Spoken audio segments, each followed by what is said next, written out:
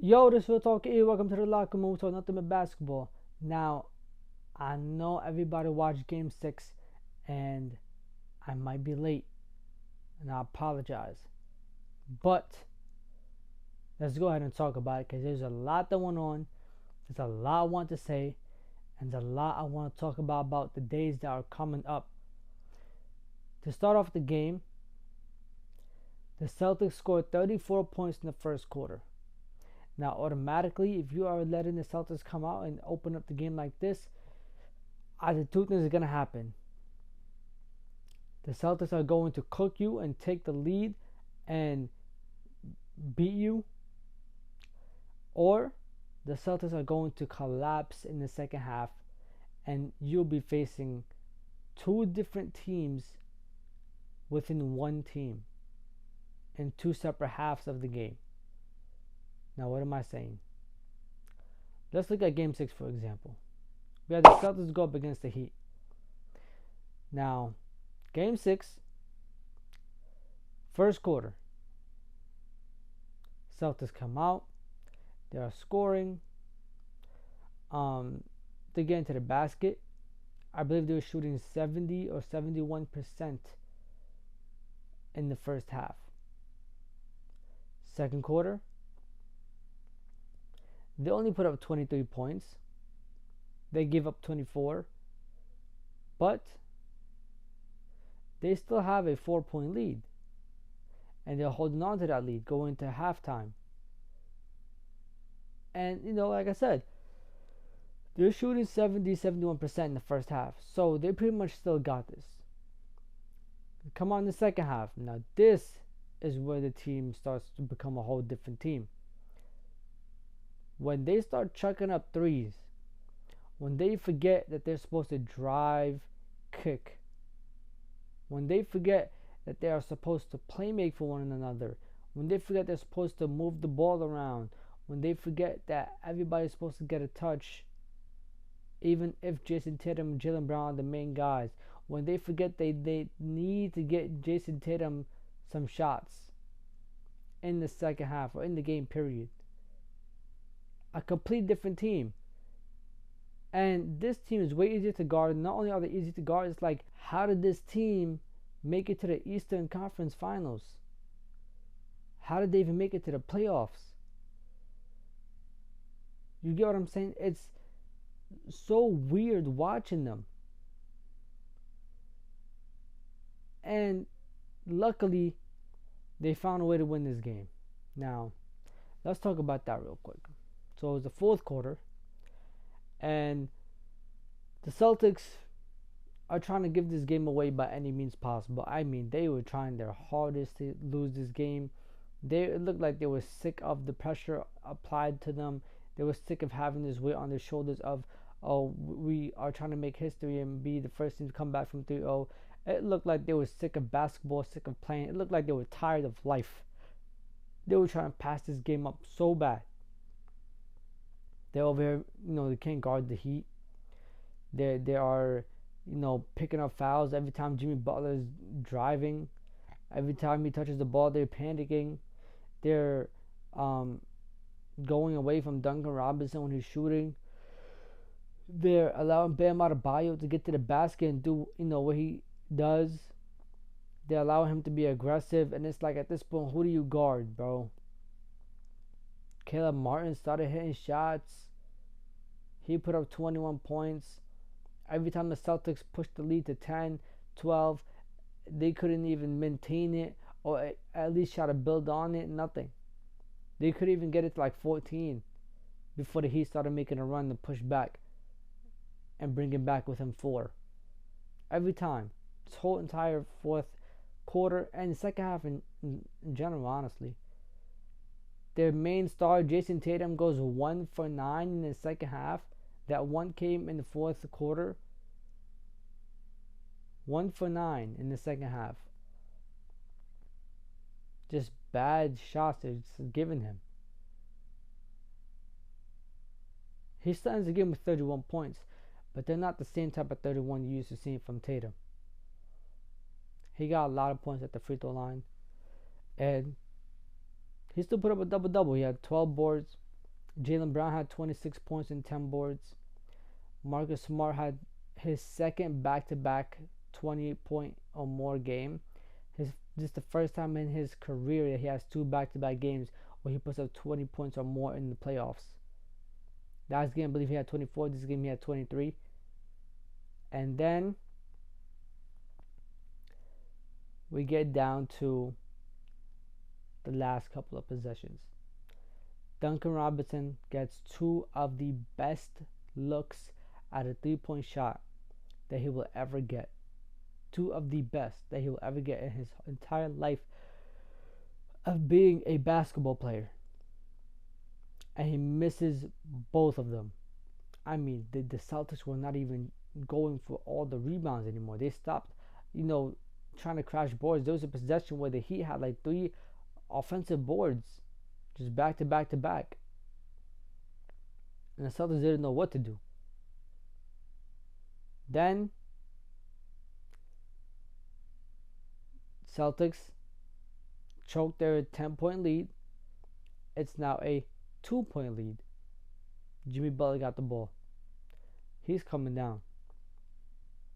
And he's coming down thinking, I'm going to score this ball by any means possible. And if I go to free throw line, if they decide to foul me, then they foul me. I'm going to get these points at the free throw line. What happens? His feet are behind the three. Al Horford fouls him instead of living with the results. Now, here's why this is a problem. Let's just talk about some of the stats. Okay, I'm going to bring up stats again. Jimmy Butler shot how many times this game? 21. How many of those shots he made? 5. Now, don't get it wrong. Great players showed up when games matter the most. So, he could have definitely made that shot in. 100%. But to foul him instead of just playing defense is crazy. Now, obviously, I don't think he did it on purpose. But you have to be aware of your body and positioning and the situation at that point. Al Horford single-handedly has been one of the main reasons why the Celtics been losing. Obviously, Jason Tatum is one of the main ones, probably the main one. But Al Horford has been right up there with him. His defense has been terrible. His offense is pretty much not there. I mean, the last 2 games has been clicking a little bit, but it's pretty much not there. He's looked like a lost old man on the court. He looks like he's not supposed to be there. He looks like he hasn't done suicides in I don't know how long. He just looks out of the game. He looks like he's ready to retire. He's ready to go on vacation. The season's gone way too long for him and his body. Father time has been kicking in. And you know what happens? Jimmy Butler goes to the free throw line. Actually, before that, Celtics call timeout. They challenge the call. They're not even thinking about, time, anything. They like, Al Horford didn't foul him. There's no way Al Horford fouled him. How can he foul him? No, he didn't. No, he didn't. The refs go look at the reviews, whatever. They come together, do what they do. Now, I'm expecting them to be like, Jimmy Butler is shooting free throws. Now, they were debating if this was a 2 or a 3, point attempt. So if it was a 2-point attempt, he would have shot 2 free throws. If it was 3, he would have shot 3. They go to the review and they decide that his feet are actually behind the line. So they give him 3 free throws. He comes out, hits all 3 free throws. When I tell you, I was like, this is over. It's done. It's over. Even if they get the ball to Tatum, it's over. Everybody knows what Tatum's trying to do at this point. He wants a quick layup. And they're not going to give him that. So there's 2.1 seconds left on the clock. You know what the refs do also? They added 0.9 seconds to the clock. Now it's 3 seconds left for the Celtics to make a move. Now I'm not saying this to blame anything on the refs. The refs actually had great calls. Jimmy Butler's feet were behind the line. He deserves 3 free throws. And he got all 3. The Celtics, they deserve an extra 0.9 seconds. Is, how much time ran off the clock. But when I tell you those 3 seconds were so critical, that 0.9 is probably the difference. Is actually the difference between this game being lost and won by the Celtics. They draw up a play to try to get a shot up. They get it to Marcus Smart. He tries to hit a turnaround jumper from like 25 feet. It goes in and out. Now, at this point, everybody, including myself, thinks it's over. It's done. It's over. They're gonna win it. They got it. They're going to the NBA Finals. Celtics, nice try, good run, great season, but it's over. Derrick White comes out of nowhere, helps out on the glass, gets the offensive board, put back, and the Celtics win it with literally 0.1 seconds left on the clock. 0.1. Do you understand how much that 0.9 seconds meant to this team? With 0.1 seconds left, he got it off. And he won the game for the Celtics. He allows the Celtics to be the 4th team ever in NBA history out of all the 151 teams now in total that have been down 3-0 to go back to Game 7 at home. At home in Boston. Now, mind you, Boston's record at home is not great. But let me tell you why it's going to be a good thing. 1, Celtics could use this momentum, right? They could be like, oh, we only made 7 threes. We shot 20%. Now, with that being said, the 3 main guys still showed up. Marcus Smart, Jaylen Brown, Jason Tatum. They still showed up and did what they were supposed to do. They performed in other ways. But shooting-wise, they weren't the best. Jason Tatum missed all 8 of his threes the entire game. He missed 8 of his 9 shots in the second half. In the first half, he had 25 points. We thinking, oh my God, it's about to be a phenomenal game from Tatum. No. Second half, disappoints. Jaylen Brown showed up, was good, but he could be better, way better. Marcus Smart, decent. Derrick White, 11 points, had 2 of the most important points of the game with the putback, to win the game for the Celtics, but he could be better too. Al Horford, he could knock down a couple of more threes. Robert Williams, he could be better defensively. There was times where he was fouling Jimmy Butler just to foul Jimmy Butler. It didn't even feel like he was actually trying to play defense. A lot of reach-ins from the Celtics team when they just gotta, pick up the man, put a hand up, and contest. Grant Williams usually plays hard. He could play harder. They had 13 turnovers. Now, I don't know how much they could fix that because, the Celtics are usually a high turnover team, especially in the playoffs and when it matters the most. But you can fix that. You give yourself a chance. If Tatum doesn't miss all 8 free throws, 3-pointers, you give yourself a chance. If he doesn't miss 8 of his 9 shots in the second half, you give yourself a chance. Because Jimmy Butler is going to show up in Game 7. He's had a terrible last 2 or 3 games. But he scored the last 10 points for Miami.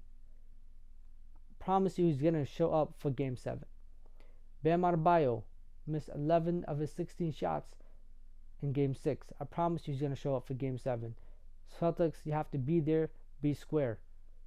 Get ready. It's going to be a battle. They don't want to be the first team to give up a 3-0 lead. And as the Celtics, you want to be the team to be the first team to ever come back from being down 3-0. And I said it before. I don't know if the Celtics can do it. I don't know if they will do it. But I do know that if the Celtics do it, not only would it be history, but they have the talent to do so.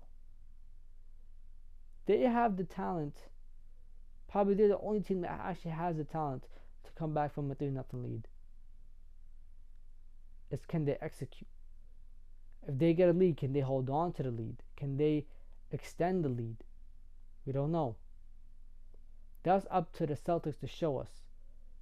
For the Heat, make shots. Play better defense. Apply that man-to-man, fall back to a zone type of defense a lot more. Celtics, you got to get into your offense quicker to attack the zone. How do you do so? You got to break it down. There's not enough time to adjust and go back to the film and stuff. No, you have to adjust on the spot now. There's no games behind this. And I'm not going to lie to y'all, because this series has gone to 7, I feel like whatever team wins this might actually lose to the Nuggets. Nuggets are over there chilling, relaxing, making sure they're right, while these two teams are battling out, having the series of a lifetime. This is one of the most historical series we'll ever see and we have ever seen. Game 7 is going to be a movie. It's either going to end up in a blowout or it's going to be super close. But it's going to be a movie. Watch Game 7. Takes place Monday on Memorial Day, I believe at 8:30 p.m. Watch it. I'm telling you right now, watch it. And I said this before, in Game 1, when everybody said, oh, Nuggets versus Lakers, that's going to be the finals. No, I said it. The Celtics Heat is the finals. Why? I saw Game 1. I saw how these two teams went back and forth with one another. I saw, the Celtics fold in Game 2. I saw them quit in Game 3. I saw them come back in Game 4, Game 5. And I was like, yes, this is a series. This series right here reminded me in the playoffs. It's a series. It's matchups. It's not about who won Game 1, who won Game 2. Because the other series this season, from Game 1, from Game 2, you was able to predict how the series was going to go. This one right here, nobody could have predicted that the Celtics would be the 4th team ever to force a Game 7 from being down 3-0. Nobody. Not a single person. But anyways, y'all, it's enough for me rambling and chatting. It's time for y'all. Let me know what y'all think down below. Like, comment, subscribe, and share. This is Real Talk with E, and it's time to leave the locker room. I'm going to catch y'all.